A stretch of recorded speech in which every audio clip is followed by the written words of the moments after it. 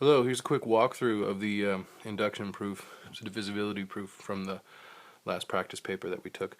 Many of you got it started right, but we need to sort of smooth out some of the details. So initial condition, we've all nailed that down great. Just be really clear that since 0 is divisible by 576, the statement holds true for n equals 1. You get 1 point for your reasoning in that stage. To get a second point, you got to nail this statement. Don't just say n equals k. You need to say, assume that when n is equal to k, the statement is true.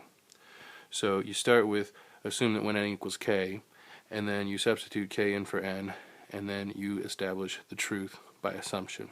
That's 2 points now. One for the blue, one for the red.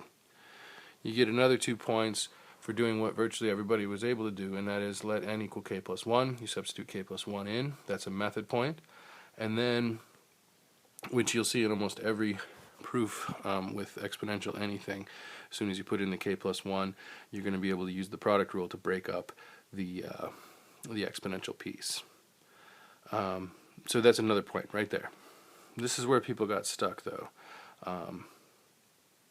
is where to go from here. And with divisibility proofs especially, it's really important to take your assumption.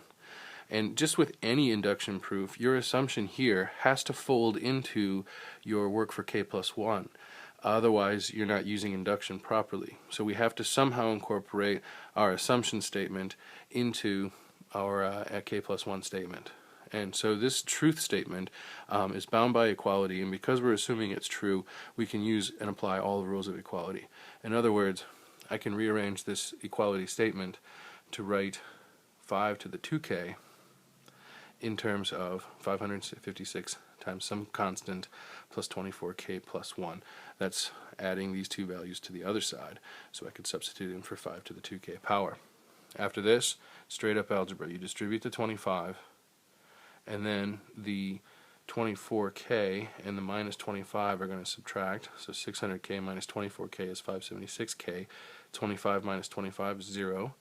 And so here's a 576 and here's a 576. We take that out, and what we're left with is 25a plus k.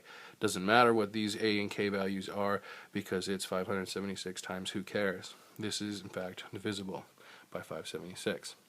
Now the final statement, people got close to right, but this is the easiest way to ensure you get your last reasoning point.